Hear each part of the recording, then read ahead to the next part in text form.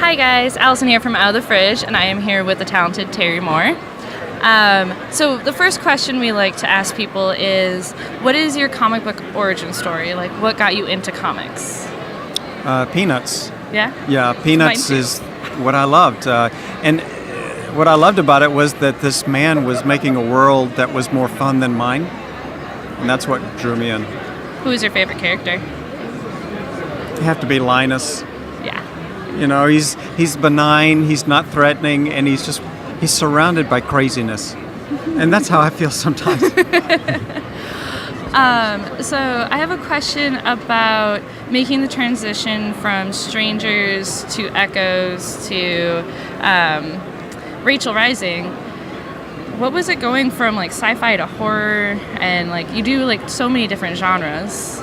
You know what? I felt like I felt less like a writer and more like a director or an actor. Mm-hmm. You know, you totally throw yourself into this one genre while you do it.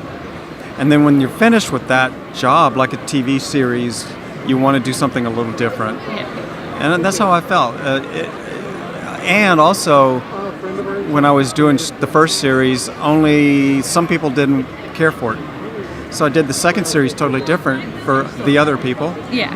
And then the third series the same. And then now, when I look at all three of them, people tend to like, okay, well, I like the third one. I think I'll try number 2. Maybe I'll try 1. Yeah. Eventually, they all catch up. That's what I've done. I started with Rachel Rising, and I've gone backwards. Yeah. And that's fine with me. Although if you read the books backwards, last page first, good luck. Yeah, that would be really hard. Yeah. Can you tell us anything about your new project? Yeah. Motor Girl, November. And the stores are ordering it right now, so you have to hassle them now. But it's about a girl who runs a junkyard in the desert, and she has a companion. Her companion is a gorilla that she talks to, and he talks to her. And they're visited by a UFO one night looking for spare parts, and they help the UFO. And once word gets out that they're good for help, all the UFOs come for help and get spare parts and stuff out of the junkyard. Well, this attracts the attention of a Area 51 nut who takes a long weekend off from his job as a manager at a Chick-fil-A in California to come over to them in Nevada and investigate and see what it's all about. And that's the first how it gets started. Also, you and your wife have your own company. How did that come to be?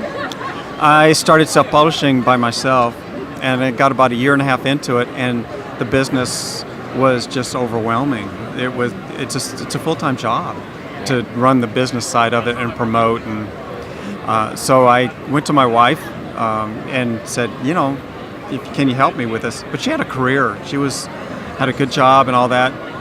So she did the same thing I did, which was she did both for about 2 years until finally we were all in, and it was all about the book. So I couldn't do it without her, actually. And I've noticed that a lot of old cartoonists who have a lifelong career, they usually have a partner that helped them do that. Because a cartoonist by themselves is kind of a little, if you're really good at the creative, you're probably not a great business person. And you can have a good year, but you may not have a great long career. You need help. And then if you could hang out with one comic book character, who would it be and why? Oh, wow. I've never thought about that. That's hard because I feel like I hang out with my characters. It's true. Like we work together, and it's like being on a movie set for a long time. So I'm going to not say any of my characters because I already hang out with them. Yeah.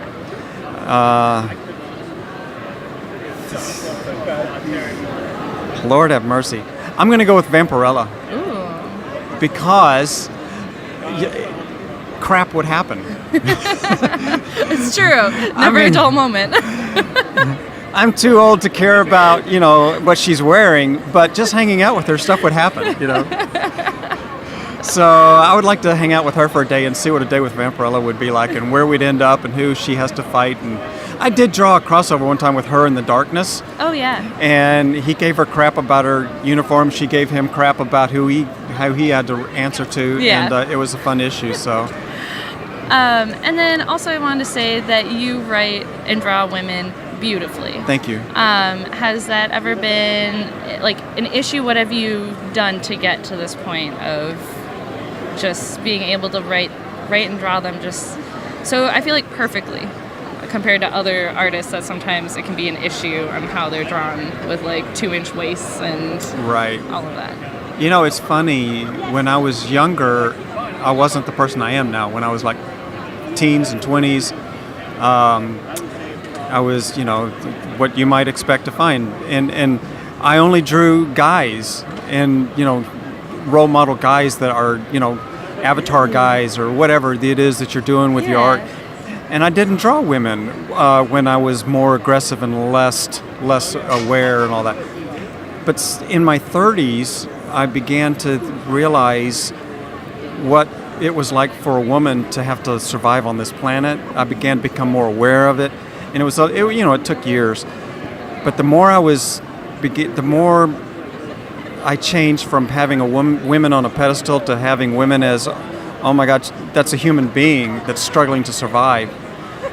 Then the more I cared about representing that story. And I stopped caring what guys go through. There's enough books about how great guys are. There needed to be more material about what it's like to be a woman in today's world and all that. And you can't just think, oh, well, there's going to be women creators who'll do that. Yeah. Sometimes the guys in the locker room will only listen to another guy. And it's the guys' roles, too, to represent those stories, Yeah. It's not a woman's world with women lit, girls lit. I mean, that's not what we're doing here. It's just like care about human beings, write about human beings, however they are, whatever shade they are, whatever's going on. And that became like this big thing to me. And that's, by the time I started Strangers in Paradise, I was just enraged and mad at the men of the world. And I was a really mad feminist when I started it. A lot of the covers that I drew for Strangers I never got to use because my wife said, okay, that's just over the top. It's just, aggression stuff, And, but yeah, I did most of Strangers in Paradise angry. Yeah. And so now, 20 years later,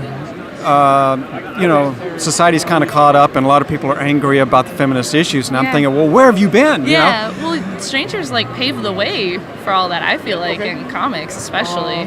When I put it out, I got a lot of flack back, and a lot of, and it was I thought this is just a taste of what it's like to be a woman or to be gay.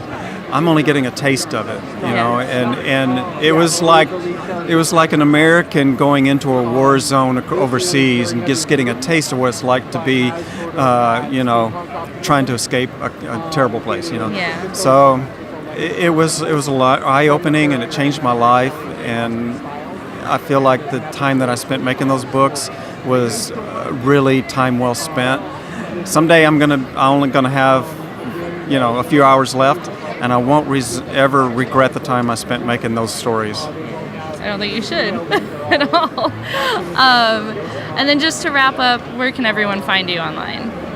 I have no clue. No, I'm on all the social stuff at Terry Moore Art, Twitter and Facebook, which I don't really like Facebook because it started for a terrible reason, and Instagram. And I have a website too, terrymooreart.com. And where you can buy books and stuff. Yeah. And then Motor Girl is November. Motor Girl's November. Super excited. And then on the show, we will be covering Rachel Rising from start to finish one last time this Halloween. Oh, good. So I like the Halloween excited. connection. Yeah. It was our very first book that we covered, so. In my mind, the book starts on the day after Halloween. Oh. On November 1st. Good to know. So you can do the podcast then or whatever. Yeah. Reread it every November 1st now. Yeah. Thank you so much, Terry. Sure, thank you.